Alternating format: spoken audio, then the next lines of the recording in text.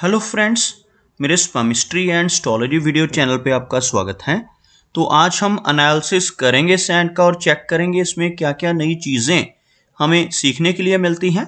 तो as usual शुरू करूंगा फिंगर्स के एनालिसिस से, उसके बाद चेक करेंगे फिंगर्स की सेटिंग को एंड माउंट्स को, और सबसे लास्ट में हम चेक करेंगे लाइन्स को। इस तरह से पूरे हैंड का जो एनालिसिस है हम कंप्लीट करेंगे। तो चलिए मैं शुरू करने जा रहा हूं, साथ साथ ड्रॉ करता जाऊंगा आपके लिए ताकि आपको समझने में कोई दिक्कत ना हो। दोस्तों, वीडियो शुरू करने से पहले आपको बताना चाहूँगा, यह जो नंबर आपको आपकी स्क्रीन के ऊपर नज़र आ रहा है, यह मेरा व्हाट्सएप नंबर है। अगर आप भी अपने हाथ की वीडियो बनवाना चाहते हैं या फ़ोन कंसल्टेशन लेना चाहते हैं तो आप हमें व्हाट्सएप के ज़रिए, सिग्नल के ज़रिए या फिर टेलीग्राम के ज़रिए मैसेज सेंड कर सकते हैं। यहाँ पर आप देख सकते हैं इनकी जो हथेली है कुछ इस तरह से एक स्क्वायर शेप में हमें नज़र आ रही है, जो इंडिकेट करती है एक हार्डवर्किंग टाइप की नेचर को। और अगर इनकी फिंगर्स को चेक किया जाए तो आप यहाँ पर देखेंगे काफ़ी अच्छी लंबाई में इनकी फिंगर्स नज़र आ रही हैं, और फिंगर्स के ऊपर आपको बहुत ही बारीक सीधी खड़ी रेखाएं भी नज़र आएंगी। ऐसी रेखाओं का होना काफ़ी अच्छा माना जाता है। सीधी खड़ी रेखाएं जैसे आप यहाँ पर देखेंगे कुछ बारीक रेखाएं, इस तरह की रेखाओं का होना इंडिकेट करता है कि नेटिव मिलनसार स्वभाव का रहने वाला है।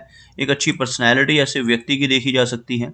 अगर हम लंबाई की बात करें तो यहाँ पर आप देखेंगे इनकी शनि फिंगर काफ़ी अच्छी लेंथ में है। यह शनि फिंगर की लंबाई यहाँ पर दर्शाती है कि नेटिव काफ़ी मेहनती नेचर का रहने वाला है। ऐसे व्यक्ति हार्ड वर्किंग होते हैं, साथ साथ काफ़ी डिसिप्लिन टाइप की पर्सनैलिटी ऐसे नेटिव की देखी जा सकती है। और दूसरे नंबर पर इनकी हथेली में जो फिंगर नज़र आ रही है लेंथ में, वो है बृहस्पति की फिंगर यानी कि इंडेक्स फिंगर। यह फिंगर जिन लोगों की काफ़ी अच्छी लेंथ में होती है, ऐसे नेटिव की लीडरशिप क्वालिटीज़ काफ़ी स्ट्रांग रहती हैं। ऐसे व्यक्ति दूसरों को रास्ता दिखाने वाले होते हैं। एक नॉलेजेबल टाइप की पर्सनैलिटी ऐसे नेटिव की रहती है और काफ़ी स्पिरिचुअल टाइप की नेचर भी देखी जा सकती है। अगर हम इनकी रिंग फिंगर की बात करें, जिसे हम सूर्य की फिंगर कहते हैं, यह फिंगर अगर देखी जाए तो यह फिंगर लंबाई में भले ही हमें इनकी इंडेक्स फिंगर से थोड़ी सी शॉर्ट नज़र आएगी, लेकिन इंडिपेंडेंटली यह फिंगर बहुत अच्छी लंबाई में है, जिसकी वजह से नेटिव की नेचर काफ़ी क्रिएटिव रहती है। काफ़ी अच्छी आर्टिस्टिक क्वालिटीज़ ऐसे व्यक्ति के भीतर रहती हैं।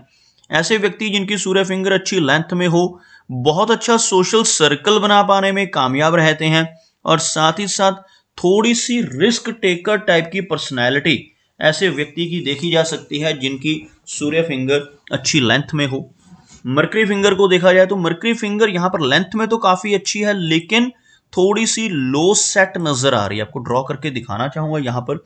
अगर हम एक लाइन इनके माउंट्स के लिए ड्रॉ करते हैं तो आपको कुछ इस तरह की एक रेखा बनती हुई नज़र आएगी, जिसमें आप देख सकते हैं इनकी सभी फिंगर्स हाई सेट हैं। जैसे यह फिंगर शनि फिंगर है, यह वाली सूर्य फिंगर है, और यह इनकी बृहस्पति फिंगर है। तीनों फिंगर्स एक लाइन में काफ़ी ऊपर सेट हैं, जबकि इनकी मरकरी फिंगर यहाँ पर आपको काफ़ी नीचे से शुरू होती हुई नजर आएगी, जिस वजह से नेटिव की नेचर थोड़ी सी शाई रह सकती है, थोड़ा सा हेजिटेशन वाला स्वभाव रह सकता है। लेकिन अगर हम लंबाई की बात करें तो यह फिंगर लंबाई में बहुत अच्छी नज़र आ रही है। इस फिंगर का अच्छी लेंथ में होना दर्शाता है कि नेटिव के कम्युनिकेशन स्किल्स काफ़ी बेहतर रहने वाले हैं। काफ़ी अच्छा बिजनेस एक्यूमेन और काफ़ी स्ट्रांग कम्युनिकेशन स्किल्स और कैलकुलेशंस करने की कैपेबिलिटी काफ़ी बेहतर रहती है जिनकी मरकरी फिंगर अच्छी लंबाई में हो। फिंगर्स के बीच में हल्के गैप्स आपको नजर आएंगे। कुछ इस तरह के गैप्स आप सभी फिंगर्स के बीच में देख पाएंगे। इस तरह के गैप्स का होना नेटिव को काफ़ी ज़्यादा इंडिपेंडेंट स्वभाव का बनाता है, लेकिन साथ ही साथ ऐसे व्यक्ति का नेचर काफ़ी खर्चीला भी रह सकता है। ऐसे व्यक्ति धन को जल्दी खर्च कर देने वाले होते हैं, जिस वजह से मनी एकोमुलेशन में थोड़ी दिक्कत का सामना इनको करना पड़ सकता है। उसी के साथ साथ खासतौर पर इन दोनों फिंगर्स के बीच में गैप होना नेटिव को काफ़ी ज़्यादा इंडिपेंडेंट नेचर देता है। थोड़ा सा जिद्दी स्वभाव भी रहता है, लेकिन ऐसे व्यक्ति जो काम करने की ठान लेते हैं उसको कर कर ही दम लेते हैं। कुछ इस तरह का स्वभाव इन दोनों फिंगर यानी बुध और सूर्य फिंगर के बीच में बनने वाले इस तरह के हल्के गैप की वजह से रहता है। चलिए आगे बढ़ते हैं और देखते हैं इनके सभी माउंट्स को और इनकी सभी रेखाओं को। तो सबसे पहले आपको दिखाना चाहूंगा, इनके हाथ में दो बहुत ही अच्छे चिन्ह हमें नजर आ रहे हैं। दोनों ही माउंट्स यानी राहु और केतु का जो एरिया है, इन दोनों पर फिश का सिंबल आपको बनता हुआ नजर आएगा। यह एरिया जो सेंटर होता है हथेली का, इसको राहु का क्षेत्र कहते हैं, और यह एरिया जो कलाई के बिल्कुल पास का क्षेत्र होता है, इसको हम केतु का एरिया कहते हैं। तो यहां पर आप देख सकते हैं बहुत ही बारीक रेखाओं से आपको एक फिश की आकृति बनती हुई नजर आएगी। कुछ इस तरह की रेखाएं जो यहाँ पर एक कंप्लीट फिश का सिंबल बना रही हैं। और इस एरिया में अगर आप देखोगे तो आपको यहाँ पर भी कुछ इसी तरह का एक चिन्ह बनता हुआ नजर आएगा, जिसको हम फिश का सिंबल यानी केतु माउंट के ऊपर बनने वाला फिश का सिंबल कहते हैं। इस तरह के चिन्ह यहाँ पर होना इंडिकेट करता है कि नेटिव को जीवन में कई बार सडन वेल्थ गेन्स होंगे, यानी अचानक धन लाभ की संभावनाएं बढ़ती हैं इस तरह के चिन्ह होने की वजह से। ऐसे व्यक्ति को लॉटरी से, शेयर मार्केट से, या फिर कई बार इनहेरिटेड वेल्थ मिलने की संभावनाएं, या इंश्योरेंस का धन जिसे हम अनअर्न्ड वेल्थ कहते हैं, इस तरह के धन मिलने की संभावनाएं काफी अधिक हो जाती हैं। और केतु माउंट के ऊपर फिश का सिंबल होना तो और भी अच्छा माना जाता है। इस एरिया पर केतु माउंट के ऊपर जो यह सिंबल बन रहा है, इसकी वजह से नेटिव को लंबी दूरी की यात्राएं करने का मौका भी मिलता है, फॉरेन ट्रेवल्स का चांस भी काफी बढ़ जाता है। और इन दोनों क्षेत्रों के ऊपर, राहु और केतु दोनों क्षेत्रों के ऊपर फिश का सिंबल व्यक्ति को जीवन में काफी लाभ देता है। कई बार अचानक धन लाभ ऐसे व्यक्ति को प्राप्त हो सकते हैं। चलिए आगे बढ़ते हैं, इनकी लाइंस के बारे में बात करेंगे। यहां पर आप देख सकते हैं इनके माउंट्स और लाइंस की बात करेंगे तो सबसे पहले बृहस्पति का जो एरिया है यहां पर आपको उठा हुआ नजर आएगा, जिस वजह से एक नॉलेजेबल पर्सनैलिटी ऐसे व्यक्ति की रहती है। यह जो एरिया है बृहस्पति का एरिया कहलाता है। और यहां पर आप देख सकते हैं एक इस तरह का अधूरा गुरु वलय बन रहा है। यह गुरु वलय अगर कंप्लीट बन जाए तो नेटिव को काफी लाभ देता है। इवन अधूरा बनने से भी नेटिव की रुचि अध्यात्म में रहती है, स्पिरिचुअलिटी की तरफ काफी झुकाव रहता है, सोशल वर्किंग टाइप की पर्सनैलिटी। यह कंप्लीट तब होता है जब यहां से एक रेखा शुरू हो और यहां तक इस तरह से अर्ध चंद्रमा की आकृति बनाती हुई कंप्लीट गुरु वलय बना दे। अधूरा बनने से भी नेटिव को इसका लाभ होता है। लगभग 40 वर्ष की एज के बाद ऐसे व्यक्ति को काफी अच्छा मान सम्मान सोसाइटी में मिलना शुरू हो जाता है। अगर हम शनि की बात करें, शनि का एरिया काफी उभरा हुआ है, जिस वजह से नेटिव को इसका काफी लाभ मिलता है। ऐसे व्यक्ति बहुत ही मेहनती होते हैं, डेडिकेटेड होते हैं, अपनी मेहनत के जरिए भी काफी अच्छा धन कमा पाते हैं। शनि रेखा की अगर बात करें तो आपको यह रेखा यहां से शुरू होकर बस इस एरिया तक ही नजर आएगी, इसके ऊपर यह रेखा नहीं पहुंच रही, जिस वजह से इनिशियल लेवल में थोड़ा स्ट्रगल रह सकता है। शुरुआती दौर में नेटिव को मेहनत करनी पड़ेगी। लगभग 40 के आसपास की एज के बाद ऐसा व्यक्ति काफी सक्सेसफुल हो जाता है, जिनका शनि का एरिया काफी प्रोमिनेंट हो, उभरा हुआ हो। शनि रेखा भी अगर साथ में हो तो यह सक्सेस और भी जल्दी मिलती है। एक लंबी शनि रेखा यहां से शुरू होकर अगर यहां तक पहुंच जाए, इस तरह की शनि रेखा को सबसे उत्तम माना जाता है। इसी के साथ साथ सूर्य की बात की जाए तो सूर्य का माउंट हल्का सा दबता हुआ, लेकिन यहां पर भी आपको एक बहुत अच्छा फिश का सिंबल बनता हुआ नजर आएगा। इस तरह का फिश का सिंबल सूर्य माउंट के ऊपर बने तो यह व्यक्ति को मिडिल एज से बहुत अच्छा नेम एंड फेम दिलवाने में हेल्प करता है। ऐसा व्यक्ति अपनी किसी क्रिएटिविटी की वजह से, अपनी किसी आर्टिस्टिक क्वालिटी की वजह से समाज में काफी अच्छा नेम एंड फेम पा सकता है। लगभग 40 के आसपास की एज के बाद ऐसे व्यक्ति को प्रबल फेम मिलने की संभावनाएं रहती हैं। सूर्य रेखा का अभाव है, सूर्य माउंट का दबना यश में थोड़ी कमी लाता है। ऐसा व्यक्ति अगर दूसरों की मदद करता है तो उसके बदले में एप्रिसिएशन कम ही मिल पाती है। अगर हम बात करें इनके बुध पर्वत की तो आप यहां पर देखेंगे यह एरिया हल्का सा लो सेट जरूर है, लेकिन उभरा हुआ है, जिस वजह से बहुत ही अच्छे कम्युनिकेशन स्किल्स और बहुत अच्छा बिजनेस एक्यूमेन व्यक्ति का रहता है।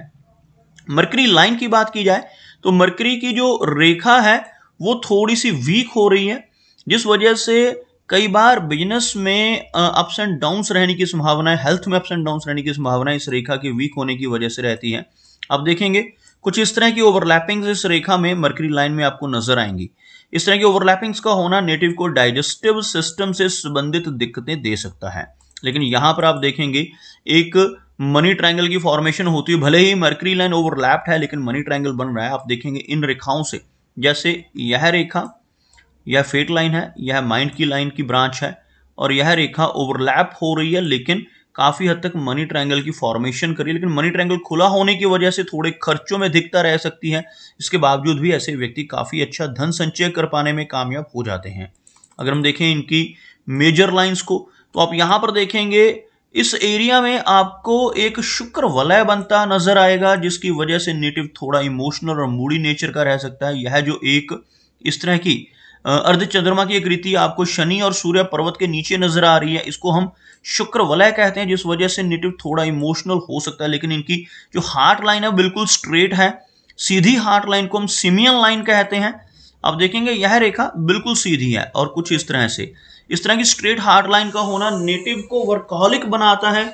ऐसे व्यक्ति को अपनी फैमिली लाइफ में कुछ दिक्कतों का सामना करना पड़ सकता है, क्योंकि ऐसे व्यक्ति काफी ज्यादा डेडिकेटेड होते हैं अपने काम के प्रति, वर्कहोलिक टाइप की पर्सनैलिटी, जिस वजह से अपने परिवार को अपनी मैरिड लाइफ में ज्यादा ध्यान नहीं दे पाते, कुछ समस्याओं का सामना करना पड़ सकता है। क्योंकि यहाँ पर भी आप देखेंगे जो वीनस का एरिया है, शुक्र पर्वत है, इसके ऊपर भी आपको कुछ इस तरह की बारीक रेखाएं नजर आएंगी, जिनकी वजह से नेटिव को कई बार अपनी मैरिड लाइफ में इंस्टेबिलिटी का सामना करना पड़ सकता है।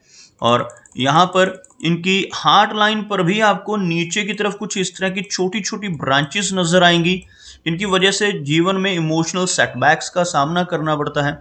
और ऐसी ब्रांचेस होने की वजह से, और यहाँ पर एक हल्का सा आइलैंड का साइन भी बन रहा है, जिस वजह से ब्लड प्रेशर जैसी दिक्कतें, कोलेस्ट्रॉल जैसी प्रॉब्लम्स भी लेटर एज में फेस करनी पड़ सकती हैं। माइंड लाइन की बात की जाए तो यहाँ पर हार्ट लाइन और माइंड लाइन दोनों इकट्ठी ही मानी जाती हैं, लेकिन यहाँ पर एक साथ में लग से रेखा चल रही है जो थोड़ा सा झुकाव नीचे की तरफ दिखाती हुई, और इस तरह की एक ब्रांच यहाँ से आकर जुड़ती हुई, जिसको हम माइंड लाइन की ही ब्रांच कहेंगे, लेकिन बीच में आकर इस तरह की ओवरलैपिंग होना थोड़ा मानसिक तनाव और स्ट्रेस इनको दे सकती है। मिडिल एज में थोड़ा स्ट्रेस और तनाव रहने की संभावनाएं रहेंगी, लेकिन साथ साथ इस रेखा का चलना प्रैक्टिकलिटी की तरफ भी इशारा करता है। अगर हम देखें इनकी लाइन ऑफ लाइफ को, तो एक लंबी लाइफ लाइन है, जिस वजह से एज लंबी रहने वाली है, और उस रेखा में से एक ब्रांच बाहर की तरफ निकलकर चंद्र पर्वत की तरफ जा रही है। यह जो लाइन है इसको हम लाइफ की लाइन कहते हैं। इसमें से एक ब्रांच का निकलकर इस तरह से जाना यहां तक जो चंद्र का एरिया है, इंडिकेट करता है कि नेटिव को जीवन में कई बार लंबी दूरी की यात्राएं करने का मौका मिलेगा। फॉरेन ट्रैवल्स के चांसेस काफी अधिक रहते हैं, और विदेश जाकर लंबे समय तक स्टे करने की संभावनाएं भी इस तरह की रेखा इंडिकेट करती है। और ओवरऑल एक लंबी लाइफलाइन 80 के आसपास की एज को इंडिकेट करती है। और शुक्र के बारे में हम ऑलरेडी बात कर चुके हैं। शुक्र माउंट अगर उभरा हुआ हो तो जीवन में हर तरह की सुख सुविधाएं ऐसा व्यक्ति जरूर पाता है। चंद्र पर्वत के ऊपर कोई भी नेगेटिव चिन्ह नहीं है। हल्का सा सेंटर से दबता हुआ चंद्र पर्वत थोड़ी एंग्जाइटी की दिक्कत दे सकता है, लेकिन कोई भी मेजर प्रॉब्लम यहाँ पर नजर नहीं आ रही। एक छोटी सी मंगल रेखा भी आपको यहाँ पर नजर आएगी। लाइफलाइन के साथ साथ चलने वाली यह रेखा नेटिव को काफी अच्छी एनर्जी एंड स्टैमिना देती है, और काफी अच्छी प्रॉपर्टी बनने की संभावनाएं भी मंगल रेखा की वजह से जीवन में रहती हैं। तो दोस्तों ये कुछ एनालिसिस थे इनके हैंड के बारे में, और मेरी कोशिश यही रहती है कि सभी सवालों के जवाब एक ही वीडियो के थ्रू दे पाऊं, लेकिन फिर भी कोई ना कोई चिन्ह या सवाल रह जाता है, तो इनसे रिक्वेस्ट है कि अगर इनका कोई क्वेश्चन पेंडिंग है तो मुझे व्हाट्सएप पे मैसेज करें। मेरा वीडियो वॉच करने के लिए आपका बहुत बहुत धन्यवाद।